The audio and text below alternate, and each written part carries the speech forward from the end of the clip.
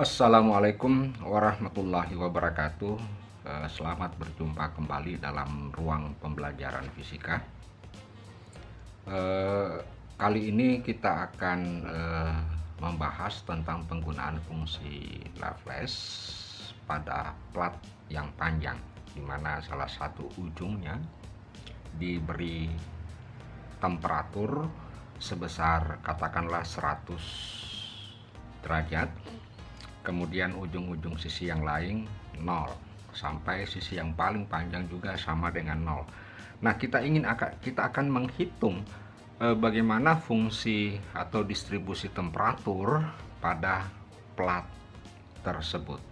Nah, namun demikian ada hal yang ingin saya sampaikan pada kesempatan ini, bahwa pada pembahasan tentang fungsi Laplace yang bagian pertama, sedikit ada yang saya ingin ralat, bahwa persamaan terakhir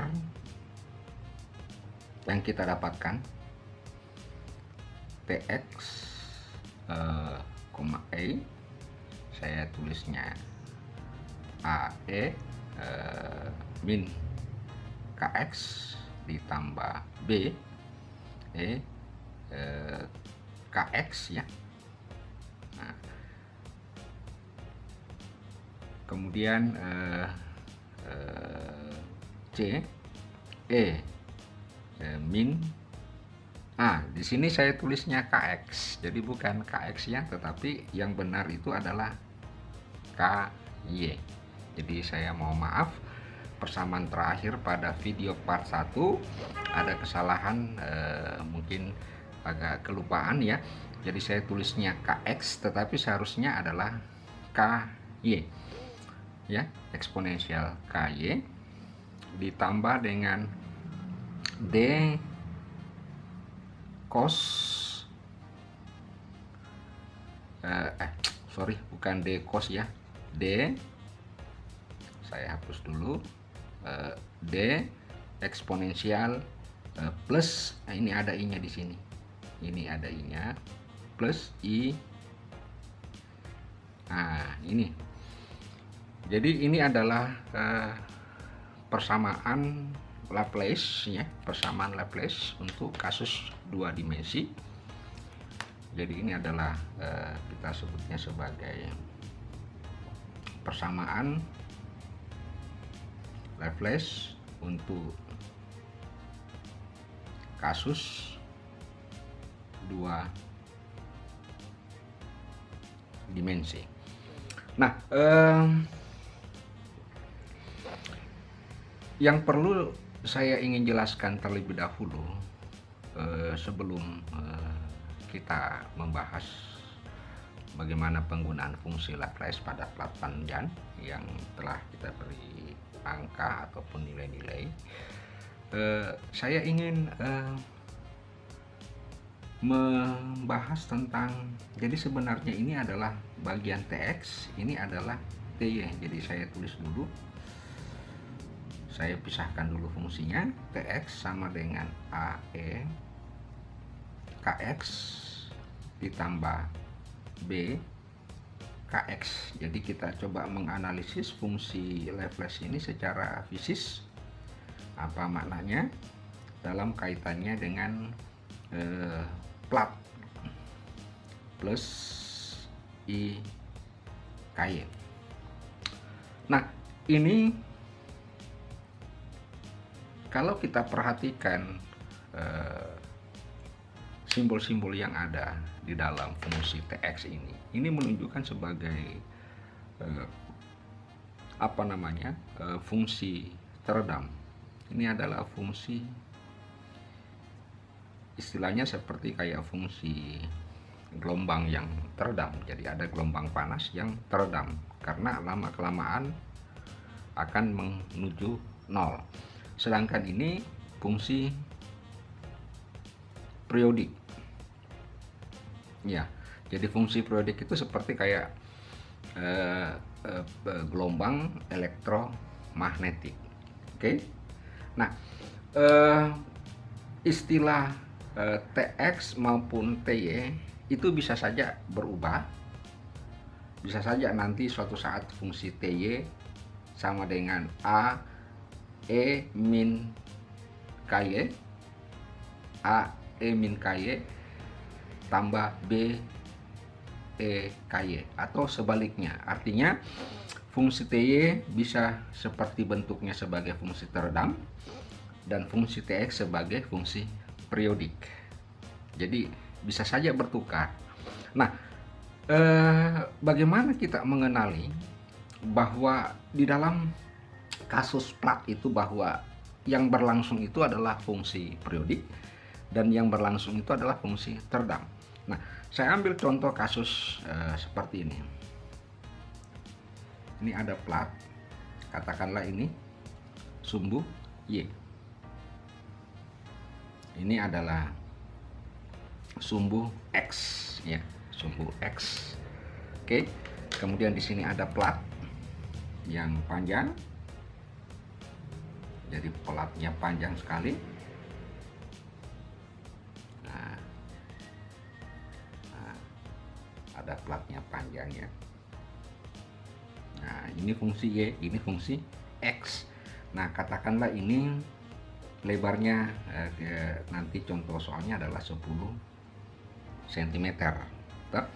Dengan temperatur di sini adalah 100, yang di sini adalah 0, dan di sini juga adalah 0, dan yang di tak berhingga juga ada 0. Jadi ini yang kita sebut dengan syarat-syarat batas. Jadi ini plat ya. Nah, kita melihat bahwa aliran panas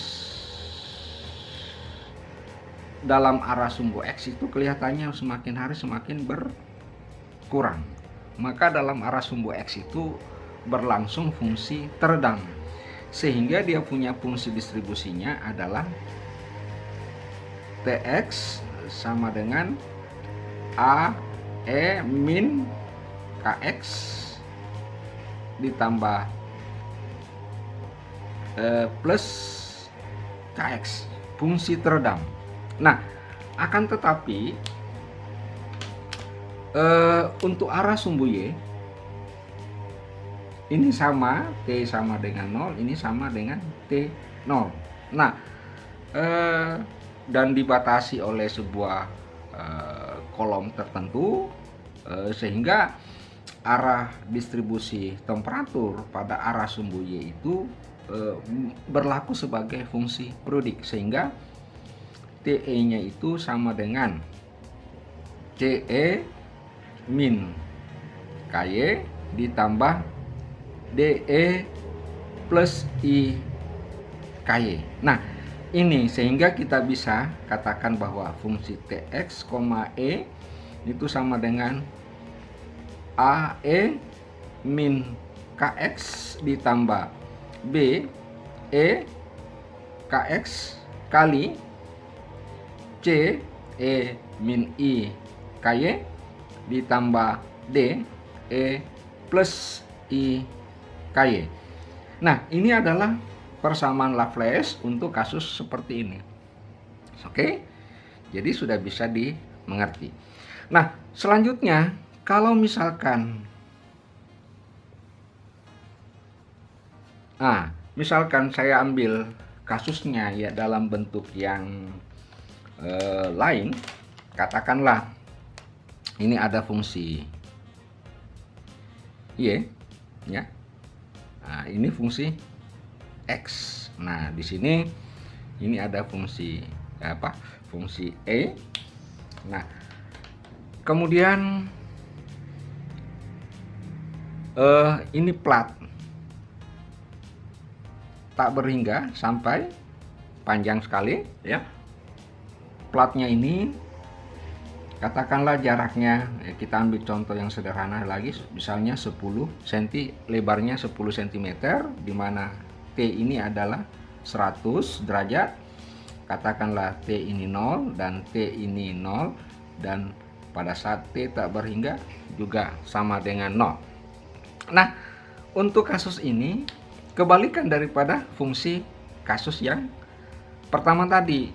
Nah, kita lihat bahwa distribusi temperatur dalam arah sumbu Y itu adalah merupakan fungsi teredam, ya, merupakan fungsi teredam. Sehingga untuk fungsi distribusi temperatur dalam arah sumbu Y berlaku adalah A, E, min KY. Jadi bukan lagi KX, ya, bukan lagi KX, tapi A, E, min KY ditambah E plus. Nah, itu untuk sumbu Y. Sedangkan untuk sumbu X berlaku sebagai fungsi periodik, sehingga kita tulisnya Tx sama dengan CE I KX, ya, KX min IKX ditambah DE plus IKX, ya. Jadi berkebalikan dengan fungsi ini. Nah, itu yang penting sekali untuk kita ketahui, bagaimana fungsi Laplace yang kita sudah turunkan secara umum, terus kita gunakan pada kasus-kasus menghitung distribusi temperatur pada plat.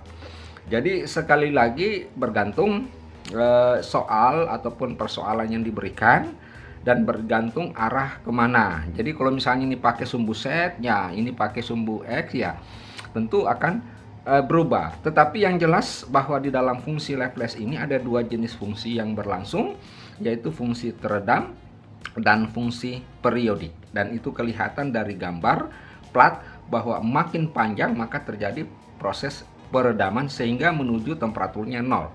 Ya, kalau yang di sini maka seolah-olah dia diisolasi sehingga berlangsung fungsi periodik. Nah, baik saudara-saudara sekalian, kemudian ada hal yang penting untuk saya kemukakan. Pertama, penggunaan A, B, C, D konstanta itu, ya, terserah, silahkan menggunakan konstanta apa saja, ya. Mau pakai F, mau pakai G, mau pakai H, yang penting dinyatakan bahwa itu adalah konstanta. Jadi tidak harus menggunakan A atau B atau C atau D, ya. Oke, nah sekarang yang ingin saya mau perjelas utamanya pada fungsi periodik ini.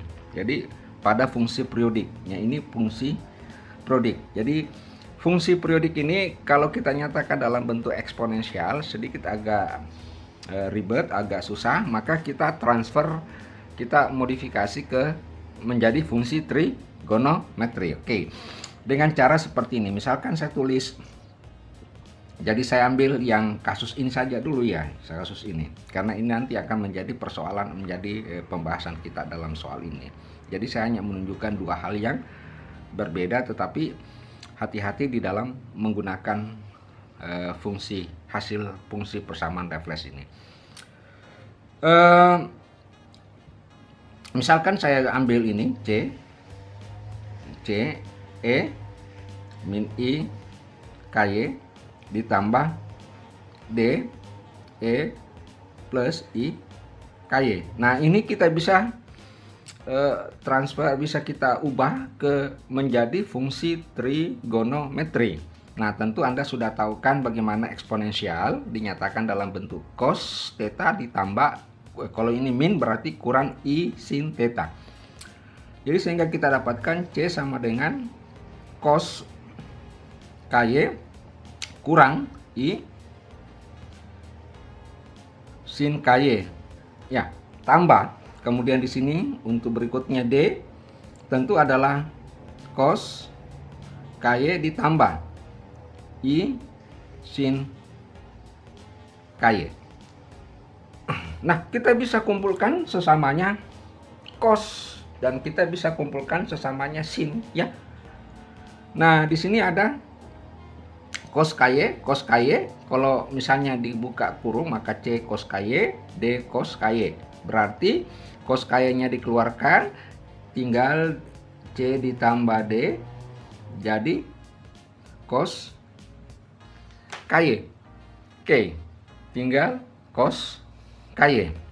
Nah, demikian pula halnya di sini yang tambah, karena C min I sin KY, D plus I sin KY berarti bisa ditulis begini, I D kurang C ya.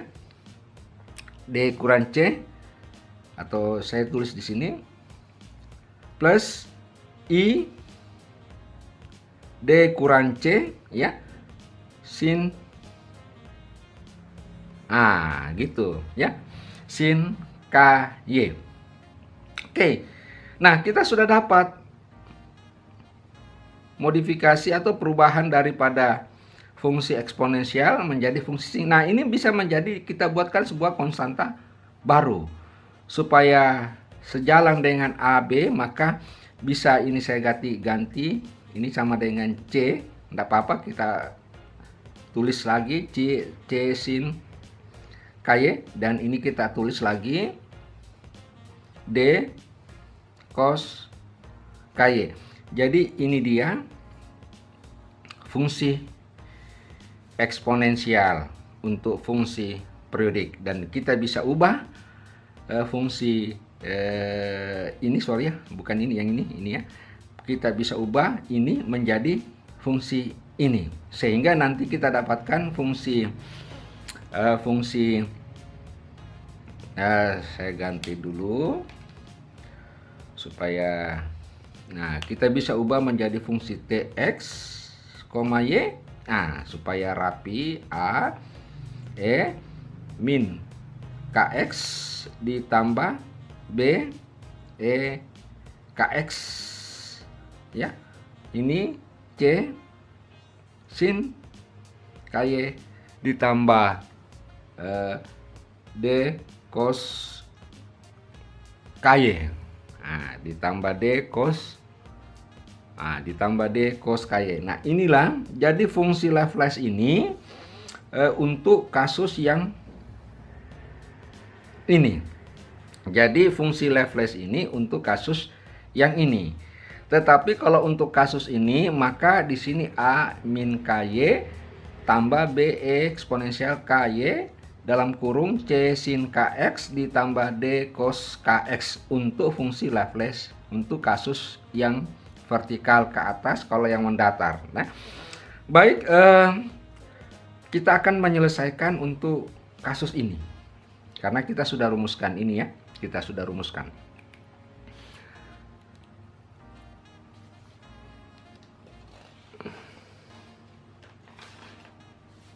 Saya ganti kertasnya dulu. Oke. Nah, saya tulis ulang kembali. Kita lihat problemnya. Kita lihat dulu kasus. Saya tuliskan ulang kasusnya ya. Kita ambil untuk arah sumbu X saja yang panjang. Nah, ini sumbu E, ini sumbu X ya. Jadi ada sumbu E, ada sumbu X. Nah, kemudian di sini ada plat. Platnya panjang sekali sehingga saya tulis di sini tak berhingga ya. Ini ada plat.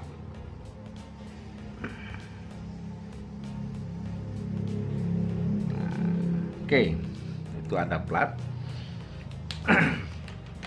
Kemudian temperatur di sini sama dengan T, katakanlah 100 derajat. Nah, T di sini katakanlah 0. Di sini juga T0, untuk X tak berhingga juga T0 ya. Jadi ini T100, ini T0 dan T0. Nah, persamaan Laplace yang telah kita rumuskan tadi, yang ini saya tunjukkan sekali lagi.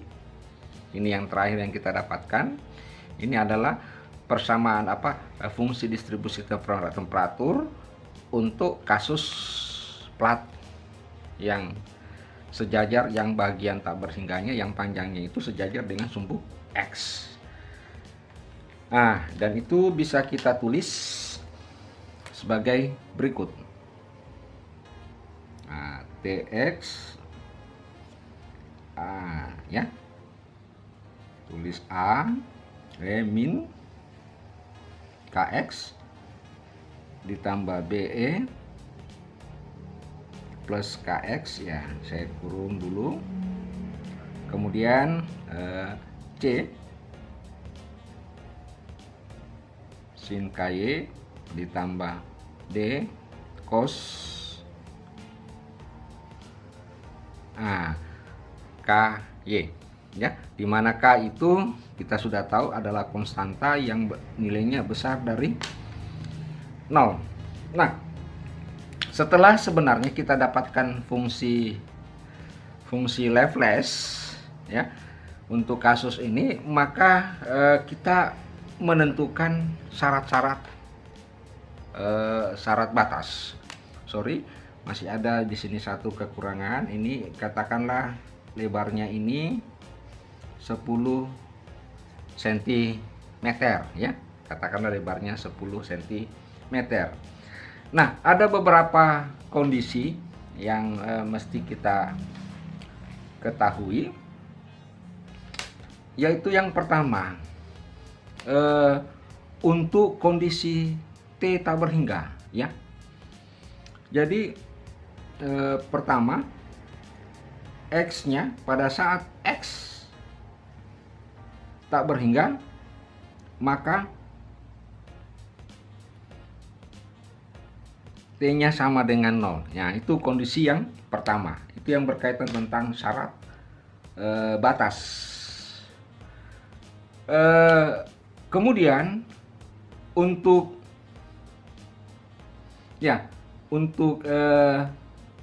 kita ambil dulu Y, ya. Untuk Y sama dengan 0, maka T sama dengan 0. Oke, ini jadi untuk sumbu garis ini Y sama dengan 0, ya. T-nya juga sama dengan 0, ya. Berarti gitu. Nah, selanjutnya yang ketiga, untuk Y, nah ini Y, ya. Y itu tingginya Y sama dengan 10 cm, maka T-nya juga sama dengan 0, ya. Ini jadi untuk Y 10 cm, berarti ini garis Y 10 cm, ini garis Y 0. Dan untuk yang keempat, yang terakhir, untuk X, nah, garis X ini sama dengan 0, ya. Jadi plat ini, sisi ini X sama dengan 0. Ternyata maka T sama dengan 100, bukan maka, ya, agak kurang tepat. X sama dengan terus, ya, oke, enggak apa-apa.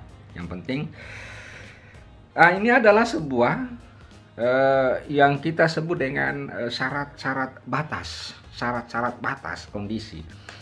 Nah, syarat-syarat batas inilah yang mau diterapkan. Nah, misalkan ini tadi persamaan 1 diterapkan pada persamaan 1. Ini syarat batas ini yang kita harus terapkan, kita harus terapkan pada persamaan 1. Nah, bagaimana mekanisme penerapannya?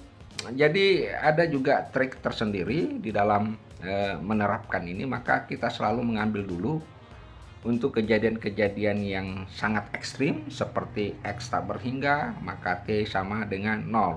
Y sama dengan 0, maka T sama dengan 0. Y sama dengan 10 cm, maka T sama dengan 0. Dan X sama dengan 0, maka T 100 cm. Maka yang paling pertama adalah kita cari dulu yang T-nya sama dengan 0, ya. Sesudah kita dapatkan T-nya sama dengan 0, kita lihat X-nya. X-nya atau kan variabel X atau Y. Kita harus mulai dulu yang data berhingga, ya. Kemudian dari 0, kemudian dari yang memiliki angka. Kemudian terakhir baru T-nya yang 100 yang memiliki angka, X-nya terserah mau berapa. Nah, itu teknik bagaimana kita menggunakan syarat-syarat batas ini. Kapan salah kita memilih, misalnya saya langsung pilih X sama dengan 0, maka yakinlah bahwa kita akan menemui kesulitan di dalam menyelesaikan fungsi Laplace ini. Nah, oleh karena itu hal-hal yang seperti ini yang harus kita perhatikan dengan sebaik-baiknya. Baik, kita coba menerapkan. Jadi saya tulis dulu. Nah, kita coba dulu menerapkan fungsi kondisi pertama. Jadi menerapkan satu, kita dulu menerapkan, ya, syarat batas. Nah, syarat batas T seharusnya ditulisnya T sama dengan 0 untuk X tak berhingga. Jadi harusnya ditulis T sama dengan 0 untuk X tak berhingga, ya.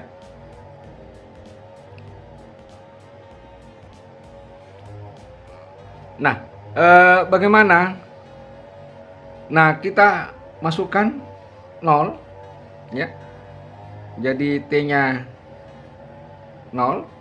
Kemudian untuk X tak berhingga, maka kita tulis begini saja, A, E, min. Jadi K dikali tak berhingga, tentu sama dengan min tak berhingga, ditambah B, X kali tak berhingga, tentu sama dengan E, plus tak berhingga.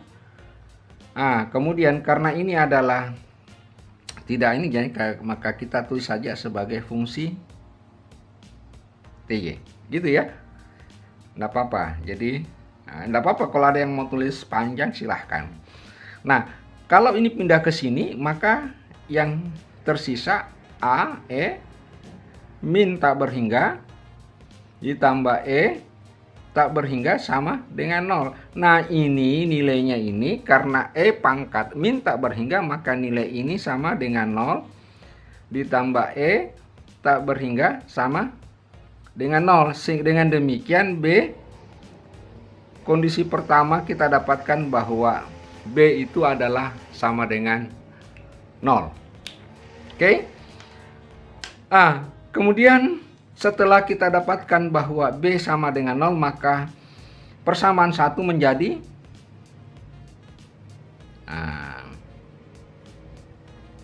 coba kita lihat persamaan 1 menjadi TX, E, ya. TX, E, karena B-nya sama dengan 0, tinggal AE min KX. Saya kurung dulu. Ini C sin KY ditambah D cos KY, K tambah D cos KY. Nah, setelah kita dapatkan ini, katakanlah ini adalah persamaan kedua, maka langkah selanjutnya adalah kita menerapkan kondisi syarat batas berikutnya. Menerapkan syarat batas menerapkan syarat batas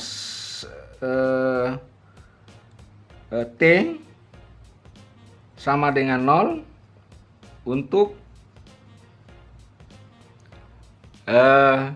Y, ya. Jadi tetapi syarat batas ini bukan diterapkan di persamaan 1, tetapi diterapkan ke persamaan 2. Jadi prosesnya adalah berjenjang.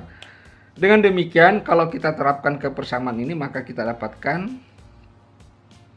Tx, E, tetap kita tulis AE, min Kx, AK. Ini sorry, saya langsung ganti saja 0 ya. Saya langsung saja ganti 0 sama dengan, jadi langsung saja ganti 0 karena T-nya sama dengan 0. Nah, ini sama dengan 0 ya. Oke, saya ganti dulu. Jadi ini sama dengan 0. Oke. Nah, kita masukkan nilai untuk Y sama dengan 0. C sin KY sin 0 sama dengan 0. Berarti sama dengan 0. D cos 0 sama dengan berapa? 1. Berarti tinggal D. Nah, yang ini pindah ke sini, yang ini pindah ke sini sama dengan 0 ya. Karena bukan D-nya tapi D-nya. Jadi yang ini pindah sama dengan 0 karena tidak terlibat dalam penggunaan syarat batas, sehingga dari sini kita dapatkan bahwa D sama dengan 0. Nah, maka persamaan 2 berubah lagi sesuai dengan hasil yang kita dapatkan. Jadi kalau D-nya sama dengan 0, maka tinggal AE min KX C sin KY. Oke? Jadi kita dapatkan persamaannya, yaitu jadi persamaan 2 menjadi Tx, Y AE min KX kali C sin KY. Nah, di sini ada A, ada C, maka ini bisa kita ubah sama dengan katakanlah kita ambil konstanta B ya. Tidak apa-apa, kita ambil B, jadi A dengan C kita gabung menjadi sebuah konstanta baru, sehingga kita dapatkan E pangkat min KX kali sin KY. Maka kita sudah dapatkan persamaan ketiga. Jadi tahapannya secara berjenjang. Nah, sesudah kita dapatkan persamaan ketiga, maka selanjutnya kondisi ketiga kita terapkan. Ini kondisi ketiga, ya, yaitu di mana untuk Y 10 cm maka nilai T sama dengan 0. Nah, kita masuk ke kondisi 3, yaitu syarat batas. Nah, syarat batas T sama dengan 0 untuk Y sama dengan 10 cm. Nah, ini kita terapkan ke persamaan 3. Bukan di persamaan 2 atau persamaan 1 ya. Kita terapkan berarti T sama dengan 0. Nah, kita tulis 0 ya. A E min KX ya. Sorry, bukan A. Sudah jadi B ya. Nah, B E min KX, kemudian sin K ganti dengan 10. Jadi sama dengan 10 Y. Bisa ya. Kita ganti dengan sin 10 Y.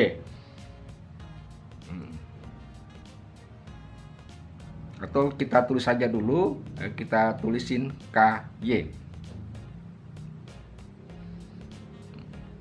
Oke. Bukan KS, bukan 10 Y ya. K ya. 10K, sorry, 10K. Jadi B, jadi saya tulis ulang. 0 sama dengan BE min KX, karena Y-nya diganti ya. Oke, sorry. Sin K10. Nah, nilai ini pindah ke sini sama dengan 0, karena tidak mungkin B sama dengan 0. Jadi yang tersisa adalah kita ambil sin K10. Nah, sama dengan 0. Oke, kemudian dengan demikian K10 sin berapa yang memiliki yang bernilai 0? Tentu adalah 0, pi, 2pi, 3pi, dan seterusnya. Dan ini membentuk sebuah barisan bilangan, sehingga kita dapatkan K10 sama dengan NP. Dengan demikian kita dapatkan nilai konstanta K itu sama dengan NP per 10. Oke, katakanlah persamaan 4. Nah, selanjutnya dari persamaan 4 ini kita substitusi. Jadi persamaan 4 dimasukkan ke persamaan 3, sehingga kita dapatkan TX ya, TX kita dapatkan TX, Y ya, TX, Y sama dengan B, ini B, E, K sama dengan NP X per 10. Karena minus ya tulis minus. Tentu sama dengan sin K sama dengan NP per 10 ya, Y. Nah, inilah hasil yang kita dapatkan untuk penerapan kondisi untuk penerapan kondisi yang ke syarat batas yang ketiga. Nah, selanjutnya apa yang kita lakukan untuk syarat batas yang keempat? Nah, jika lihat untuk kondisi yang keempat, syarat batas keempat sudah memiliki nilai ya, di mana berlaku bahwa nilai syarat batas untuk T sama dengan 100 derajat itu terjadi pada saat X sama dengan 0. Nah, ini yang harus kita perhatikan, bahwa ada satu hal di mana N ini kita mulai saja dari 1, 2, 3, dan ini membentuk sebuah deretan bilangan. Nah, maka untuk menyelesaikan persamaan, katakanlah tadi ini persamaan 5, menyelesaikan persamaan 5, maka kita gunakan deret Fourier ya. Kita harus menggunakan deret Fourier, sehingga pada saat kita menerapkan T sama dengan 100 ya, nah, maka ini sudah berubah dari N 1 sampai tak berhingga ya. Dan ini nilai B, konstanta Bn ya. Ya. Nilai konstanta Bn untuk X sama dengan 0. Nah, X sama dengan 0 berarti E pangkat 0 sama dengan 1 ya. E pangkat 0 sama dengan 1. Jadi yang tersisa adalah sin NP per 10 Y. Oke. Nah, ini hilang ya pangkat eksponensial min NPX. Kenapa? Karena pada saat kita masukkan nilai X sama dengan 0, maka nilai ini sama dengan 1. Nah, sehingga ini akan membentuk sebuah fungsi deret. Nah, oleh karena itu, di dalam deret Fourier, maka yang kita harus tentukan adalah nilai Bn-nya itu. Ya, yang kita harus tentukan adalah nilai BN-nya. Nah, bagaimana cara menentukan nilai BN-nya? Maka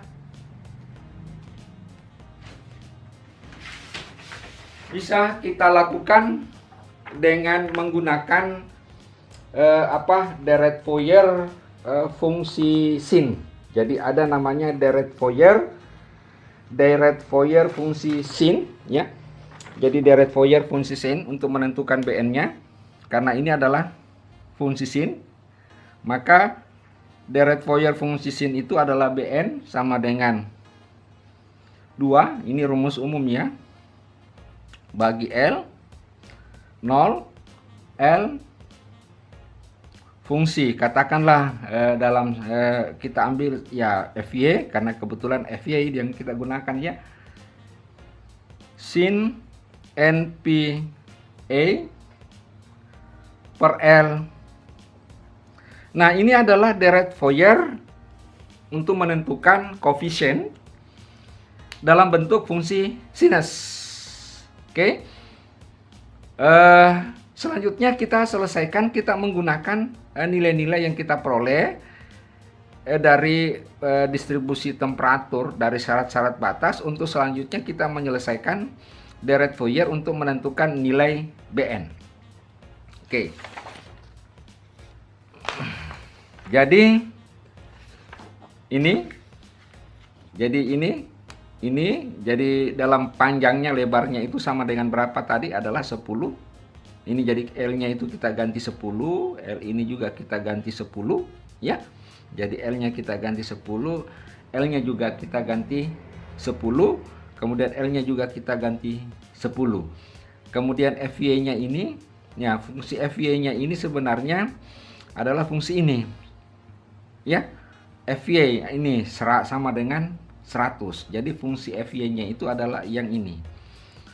Nah, fungsi FY-nya ini adalah fungsi deretnya. Jadi ini yang kita deretkan, ini adalah fungsi FY-nya. Oke.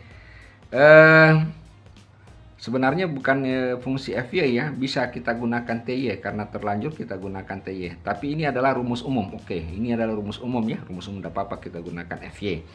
Jadi sehingga kalau kita mau tuliskan sebenarnya mentransfer fungsi rumus umum Deret Fourier ke fungsi temperatur tadi itu, maka BN-nya itu kan sebenarnya ditulisnya seperti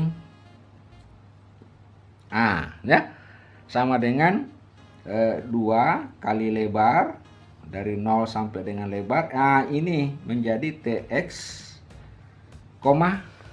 E ya. Tentu sama dengan sin NPA per L. Nah, sebagai fungsi DY itu. Nah, kita tadi dapatkan fungsi TXY-nya untuk X-nya sama dengan 0, itu sama dengan 100 ya. Dan L-nya sama dengan 10. Sehingga kita dapatkan BN 2/10 batas integral dari 10. Ini sama dengan 100. Kemudian sin NPA per 10, kemudian DY. Oke.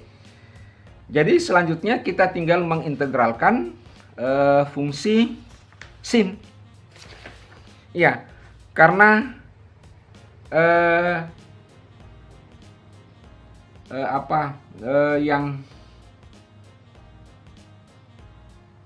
jadi kita tinggal mengintegralkan ini, fungsi ini. Nah, ini saya kali dulu. Berarti 2 kali 100, 200 bagi 10 sama dengan 10. Ya. B-nya ini kenapa sama dengan 10? Bukan 10, 20 ya. 20. Nah, ini kita integralkan. Ya. Integralnya itu adalah min karena sin. Ya. Integralnya adalah min.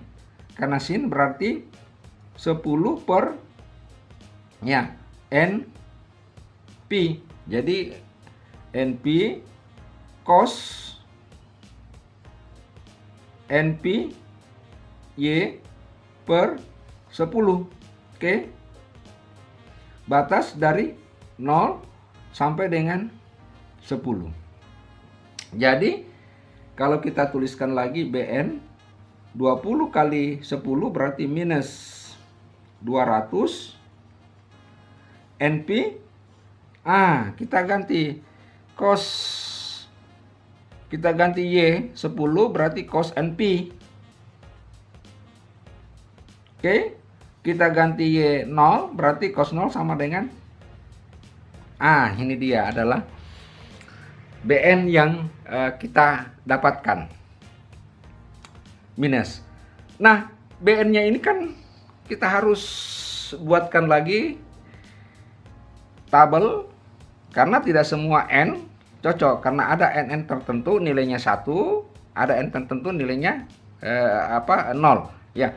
Jadi kita buat dulu di sini semacam tabel. Ini N, ini adalah cos NP kurang 1 ya.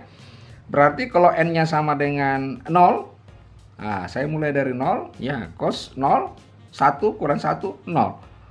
N-nya sama dengan 1, cos NP min 1 dikurangi 1 min 2. Cos 2, 0. N3 min 2. 4, 0. 5 min 2. Nah, ternyata ini akan memberikan penilaian ada 2. Jadi sehingga saya tulis dulu gini, bahwa Bn sama dengan min 200 NP cos NP kurang 1 itu memiliki 2 nilai. Bn itu akan bernilai 0 ya, 0 untuk N genap ya, bernilai 0 untuk N genap. Dan Bn itu bernilai karena minus 2 jadi minus 2 dikali min 200 jadi plus 400 ya, nilainya 400 NP jika N ganjil ya. Jadi dia akan bernilai bernilai 400 per NP apabila dia ganjil. Nah, dengan demikian kita sudah bisa menentukan fungsi distribusi temperatur pada plat ya, TXY. Tinggal kita tulis sigma ya, sama dengan ini Bn ya, sama dengan 400 NP ya, 400 NP kali, jadi kembalikan ke semula, ke fungsi semula tadi. Nah, kita kembalikan ke, bukan dikembalikan ke fungsi ini ya. Jadi sebenarnya sih sudah ada Bn, kita kembalikan ke fungsi ini. Ini hanya penerapan syarat batas. Setelah itu kita kembalikan ke fungsi semula ya, yaitu di fungsi kelima, bukan di fungsi bukan yang di fungsi yang ini. Karena yang ini kalau sudah ada untuk nilai 100, tetapi ini adalah merupakan fungsi yang berlaku secara umum baik X maupun Y. Kalau ini hanya khusus untuk syarat batas T100. Jadi sehingga bukan di sini yang dimasukkan, tetapi dimasukkan ke fungsi persamaan 5 ini. Sehingga kita dapatkan 400 NP sama dengan eksponensial minus N px per 10 ya, kali sin NPY per 10. Nah, ini N sama dengan ganjil. Jadi bilangan ganjil. Nah, inilah fungsi distribusi temperatur yang berlaku pada plat yang panjang, di mana arah panjangnya sejajar dengan sumbu X. Dan dari temperatur, distribusi temperatur ini kita bisa menentukan berapa temperatur di plat itu pada jarak X sama dengan 5 cm, Y sama dengan 5 cm dengan memasukkan nilai-nilai X maupun Y. Oke. Jadi ini adalah hasil akhir dari penerapan fungsi persamaan Laplace untuk kasus dua dimensi. Semoga apa yang saya sampaikan dapat dimengerti, dan jika ada kesalahan-kesalahan yang saya lakukan, mungkin kesalahan di dalam menulis, kesalahan di dalam berucap, ya jadikanlah semacam sebuah pembelajaran bagi saudara-saudara sekalian, karena saya menjelaskannya ya mengalir begitu saja, sehingga saya sering banyak keceplosan dan lain sebagainya, bahkan salah dalam menulis dan lain sebagainya. Dan saya pikir itu bukanlah sebuah problem yang mendasar di dalam proses pembelajaran, karena seseorang akan bisa menjadi lebih cerdas apabila kita mampu belajar dari kesalahan yang kita lakukan, termasuk belajar dari kesalahan yang dilakukan oleh orang lain. Sekian penjelasan saya, semoga ada manfaatnya. Assalamualaikum warahmatullahi wabarakatuh.